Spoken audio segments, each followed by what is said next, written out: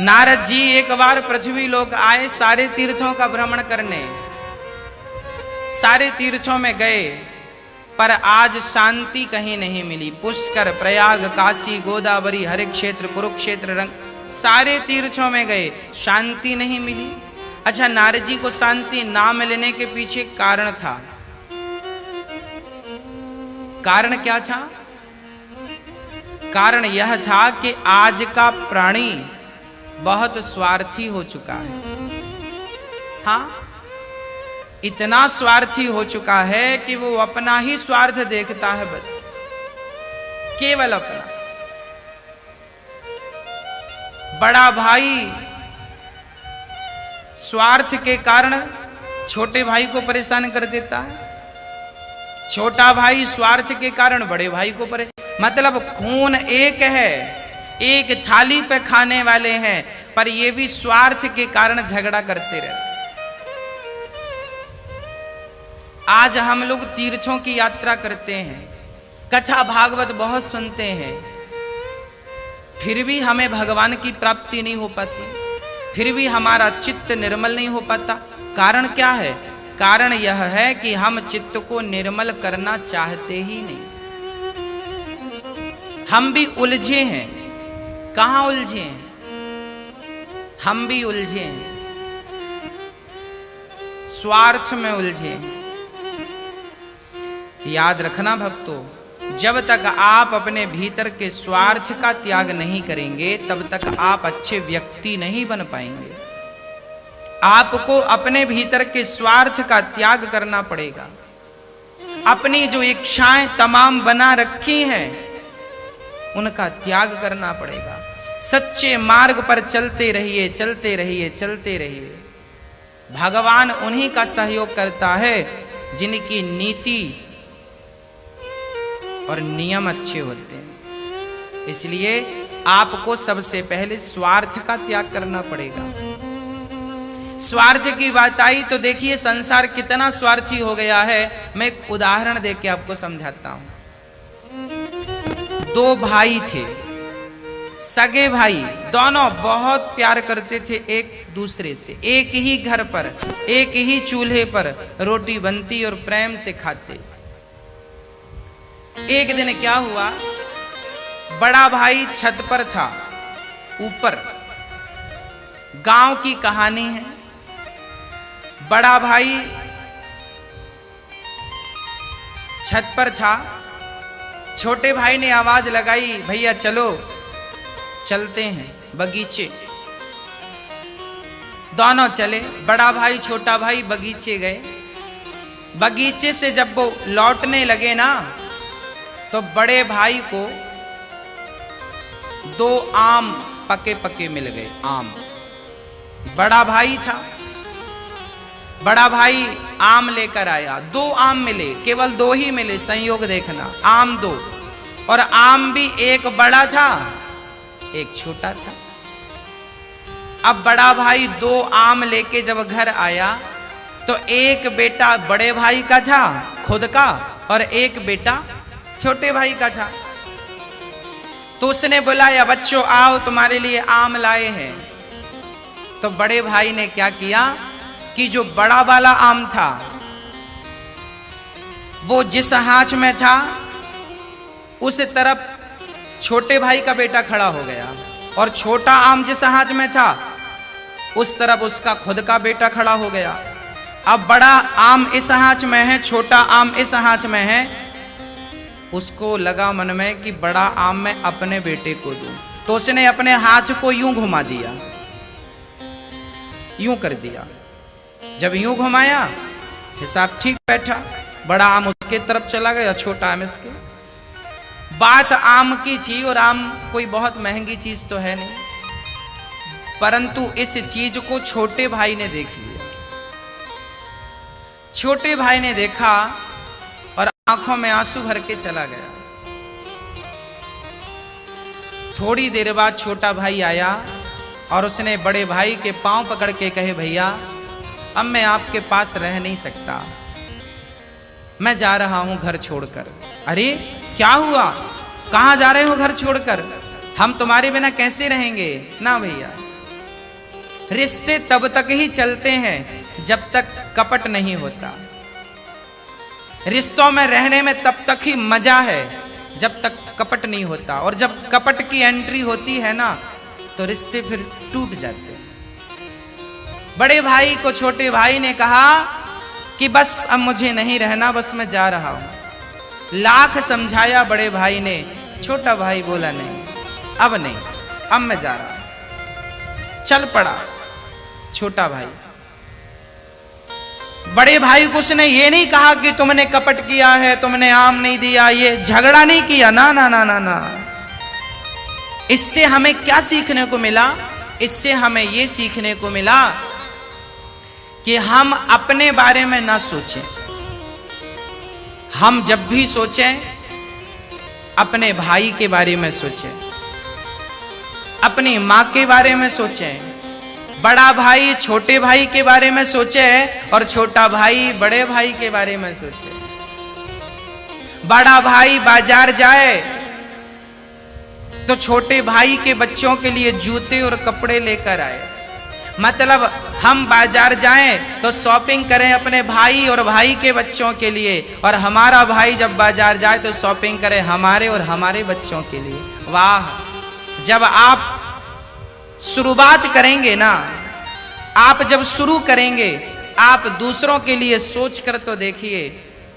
हाँ, संसार को बदलने में देर नहीं लगेगी। संसार को बदलने के लिए पहले आप अपने आप को बदलिए। अपनी मानसिकता संकीर्ण जो सोच लिए बैठे हैं, इसको समाप्त करिए, ऊंचे विचार रखिए। सभी में बांट कर खाए उसे इंसान कहते हैं, पराया दर्द अपनाए उसे इंसान कहते हैं। यूं भरने को पक्षी भी अपना पेट भरते हैं, पर सभी में बांट कर खाए उसे इंसान कहते हैं। हम भूल चुके हैं अपनी संस्कृति को, कपट लिए बैठे हैं। मैंने कई बार आपसे कथा में कहा है कि इमली की खटाई तो दूध को फाड़ती है, पर कपट की खटाई तो रिश्तों को फाड़ डालती है। इसलिए खटाई यदि त्यागना है, शुक्रवार का व्रत हमारी माताएं रखती हैं ना, शुक्रवार के व्रत में क्या नहीं खाती मैया? खटाई नहीं खाती। कौन सी खटाई? हमारी माताएं नींबू नहीं खाती, इमली नहीं खाती, टमाटर नहीं खाती। क्यों? ये खट्टा है। जरा आप ही बताओ, क्या नींबू, क्या टमाटर, क्या दही, क्या छाछ कपट से भी खट्टी है? सबसे खट्टा क्या है? कपट खटाई परत पुनी, जलुपय सरिस बिकाय, देखा हूं प्रीत की रीत भली, बिलग हों ही रस जाय, कपट खटाई परत पुनी। ये जो कपट है ना, आज रिश्ते क्यों टूट रहे हैं? केवल कपट के कारण। आप सभी कपट का त्याग कर दें, रिश्ते कभी नहीं टूटेंगे, घर स्वर्ग बन जाएगा। हाँ, नारद जी ने कहा देवी, अब नारद जी सारे तीर्थों में गए, शांति कहीं नहीं मिली। तब नारद जी वृंदावन आए। वृंदावन में क्या देखा? एक कन्या और एक बूढ़े बूढ़े दो लोग, एक बूढ़ा इस तरफ, एक बूढ़ा इस तरफ। कौन हो तुम? क्या नाम है तुम्हारा? तब उस स्त्री ने कहा, अहम भक्ति रीति ख्याता, इमौ में तनयौ मतौ, ज्ञान वैराग्य नामानौ, काल योगे न जर्जरो। महाराज मेरा नाम भक्ति है। अच्छा, नारद जी बोले, हे भगवान, भक्ति तुम्हारी ये दुर्दशा कैसे हो गई और क्यों यहाँ उदास बैठी हो? महाराज ये मेरे बच्चे हैं, ये ज्ञान है, ये वैराग्य। अरे ज्ञान वैराग्य की ये हालत कलयुग में? हाँ, कलयुग में, कलयुग में ज्ञान वैराग्य की कोई पूछ नहीं है, कोई पूछता नहीं है। आज ज्ञान की जरूरत किसे है? आज ज्ञानी भला कौन बनना चाहेगा? आज लोग बिना ज्ञान को प्राप्त किए ही मर जाते हैं। ज्ञान किसे कहते हैं? अच्छा बताइए, ज्ञान की परिभाषा क्या है? ज्ञान क्या है? वेदों को पढ़ लेना क्या ज्ञान है? पुराणों को रट लेना क्या ज्ञान है? नहीं, बल्कि ज्ञानी कौन? जो परमात्मा को कण कण में देखना शुरू कर देता है, जो हर जगह भगवान को देखना शुरू कर देता है, जहां नजर डाले वहां उसे कृष्ण नजर आए, बस उसी को आप ज्ञानी समझिएगा। ज्ञान क्या है? सर्वम खलविदम ब्रह्म की भावना ही तो ज्ञान का परिचय कराती है। सीय राममय सब जग जाने की भावना ही तो ज्ञान का प्रबोध कराती है। यदि हमारे भीतर हम स्त्री को देखें तो राधा स्वरूपा देखें, पुरुष को देखें तो कृष्ण स्वरूप देखें, जब हम जीव मात्र में भगवान का दर्शन करके प्रणाम करने लग जाएंगे, तब समझ लेना कि हम ज्ञानी हो गए। ज्ञान रटना नहीं है, ज्ञान चरितार्थ का सब्जेक्ट है, चरित्र पे उतारने का विषय है। वैराग्य क्या है? बताइए, वैराग्य किसे कहते हैं? हमारे बचपन में हमने गुरुजनों से कथा सुनी। पहले के जमाने में ना गांव में नल हुआ करते थे, हेड पंप ऐसे हाथ से, अभी भी है। तो लोग ना पहले नल में ही नहाने जाया करते थे, है ना। तो एक पति और पत्नी नल पर थे। पति नहा रहा था, पत्नी नल चला रही थी। तभी गांव में बैंड बाजे बजने लगे।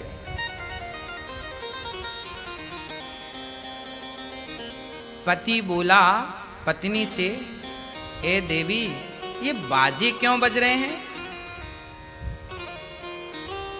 तब उस स्त्री ने कहा कि मेरा भाई आज सन्यास ले रहा है।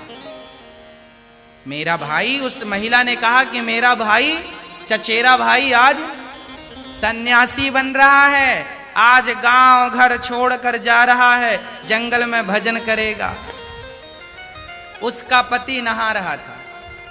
नहा रहा था मतलब शरीर में एक ही वस्त्र रहा होगा, है ना।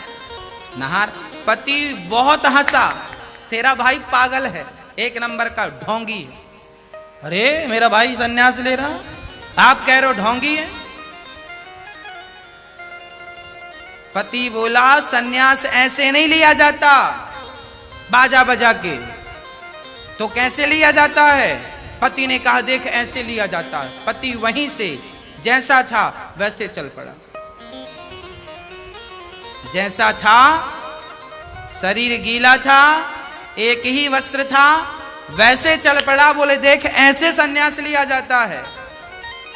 चल पड़ा, लौट कर कभी नहीं आया, भगवान की शरण में चला गया। याद रखना भक्तों, जब हम कुछ त्यागते हैं ना, तो जमाने को दिखाकर या जमाने को बताकर त्याग नहीं होता। त्याग तो त्याग है, चल पड़ा। तो भक्ति, ज्ञान और वैराग्य क्या है? वैराग्य की परिभाषा क्या है? वैराग्य के क्या अर्थ है? वैराग्य का अर्थ ये नहीं है कि मैं जंगल चला जाऊं। वैराग्य का अर्थ ये है, हमारे गुरुजन कहा करते थे कि एक आदमी जंगल में था और वो सबसे कहता था हम हलवा नहीं खाते, हम हलवा नहीं खाते। तो किसी ने कहा बाबा जी आपको तो हलवा मिलता ही नहीं है, खाओगे क्या? आप कह रहे हैं हम हलवा नहीं खाते, तो जब हलवा मिलता ही नहीं है तो खाओगे क्या? अरे हलवा के पास रहो और हलवा के पास रहकर जब हलवा का त्याग करोगे तब माना जाएगा कि आप त्यागी हो। हाँ, एक सज्जन बोले हम तो सोना पहनते ही नहीं, कैसे पहनोगे? 50,000 रुपये तोला है। हाँ, कैसे पहनोगे? अरे भाई, सुख सुविधाओं के बीच में रहकर, पत्नी के साथ रहकर, बच्चों के साथ रहकर, घर में रहकर, और घर में रहकर पत्नी से मोह त्याग कर, बच्चों का मोह त्याग कर मन भगवान में लगा देना, इससे बड़ा वैराग्य दूसरा नहीं है ना। सबके बीच में रहकर ही भगवान में मन लगाओ, अलग से नहीं कुछ करना। वैराग्य धारण करना है तो कैसे धारण करें वैराग्य?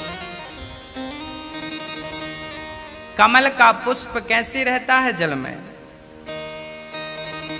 कमल का पुष्प जैसे जल में रहता है, वैसे हमें रहना है। जो जग में रहूं तो ऐसा रहूं, जैसे जल में कमल का फूल रहे। संसार में रहना गलत नहीं है, कमल बन पाना बड़ी बात है। हम बन नहीं पाते, त्याग कर नहीं पाते। और भक्ति क्या है? आज मैंने ज्ञान वैराग्य भक्ति की परिभाषाएं आप तक पहुंचाई हैं। भक्ति का अर्थ क्या है? बोले भक्ति का तात्पर्य है सेवा ही भक्ति है। सेवा में लग जाओ, जहां हो वहीं से सेवा करो। सेवा ही भक्ति का स्वरूप है। सेवा करते रहो। किसकी सेवा करें? जो मिल जाए।